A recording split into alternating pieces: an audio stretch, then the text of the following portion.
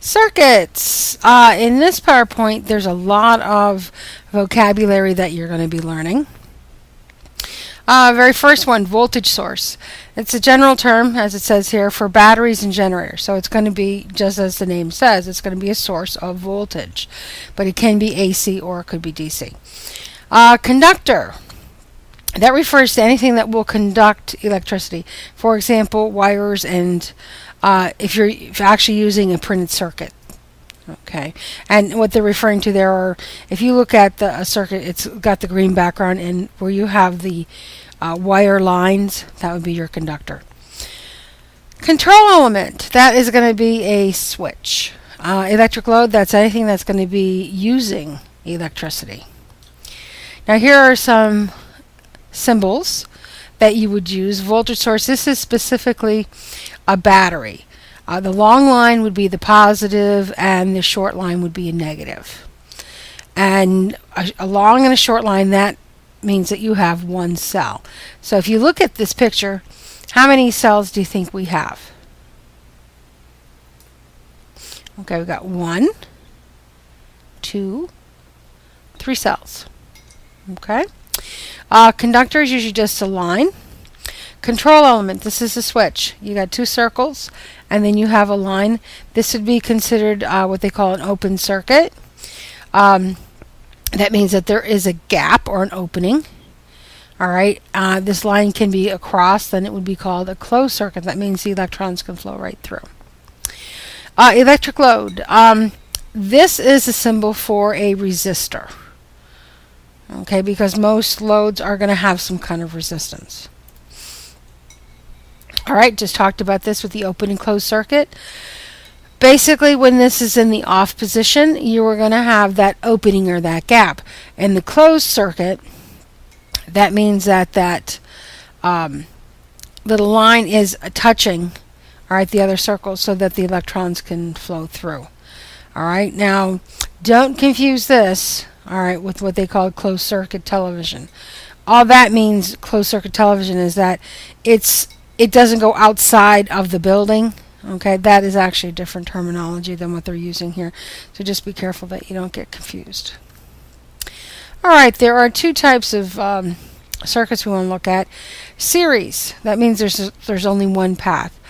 If you have an old set of Christmas lights, that if you pull out one bulb, they all go out. That's in a series. That means that the electricity must flow from one end to the other. Alright, and then back. And if you take out one, it just stops it. Stops it dead in its tracks. Okay, parallel. These are usually Christmas lights that a little more expensive, usually a little thicker wire. A true parallel, every light is in parallel, would be if you unscrew one bulb, the rest stay on. Okay, they also have Christmas lights that are what are called, I would call them combinations, where you would have groups of colors. Okay, and so like if you had a grouping of, let's say, red lights, and you unscrewed one of the red bulbs, alright, all the red ones would go out, but the other ones would stay on. That means that those red lights are in series with each other, but the colors are in parallel with each other. Alright, so there are different type of Christmas lights.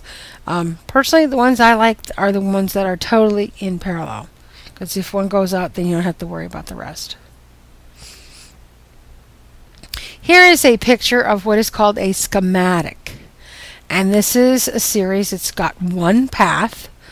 Alright, and they're showing you how your electricity is going through. Here's your battery or your voltage source. Here's your conductor or your wire. And here's your load. Alright, resistance sign there. And it goes through, and as the current goes through here, must go through here, must go through here, and then it wants to be back into the battery. So basically what happens is that as the electrons go through, you get voltage being used up at each of these pieces until finally you have 0 voltage. Alright, when it comes out of here, and the electrons just want to run right back in that battery. Current is the same throughout, because if you have, I'm just going to use a really simple number, let's say 5 electrons. Alright, All 5 must go through each resistor. Their big thing is they want to be back in the battery. All right, they have no place else to go but through each and every resistor to get back. And then resistance. Resistance is just added up. Now, we really haven't talked about resistance. That's usually something we talk about later, but basically it's just as the term means that this load, whatever it happens to be, is going to resist the electrons traveling through it. But this is a series schematic. Okay, and these 3 things are very important. You've heard of Ohm's law, I'm sure. This is really what they're talking about here, and that's V equals IR. All right, parallel. And you have multiple branches. Here's your battery. Okay, and so what happens is your electricity comes out of there, your electrons come out of there, and they have a choice. They can go this way or they can go that way. So there's basically a fork in the road. So if something happened to this branch, it still has a place to flow. All right, that's what you're saying with the parallel. So the thing to remember, voltage is whatever your voltage here. So if this is 10 volts, every single branch is 10 volts. All right, the current has to add up. So let's say you had 4 amps. And these were all identical. It'd be 1 amp, 1 amp, 1 amp, and 1 amp, and it adds up to 4. Okay. When you do parallel, the total resistance, that means that all of these resistors, decreases as you add more.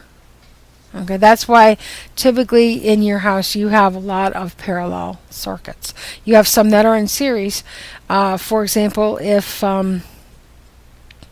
you may have in your kitchen, you have things plugged into the outlets, and you pull too much current. Okay, what's going to happen? They're going to shut down. They were all on a series, but the rest of the house stays up and it's on parallel with the kitchen. Okay, well that wraps up just talking about series and parallel and circuits. There's a lot more to learn, and we'll be looking at that later.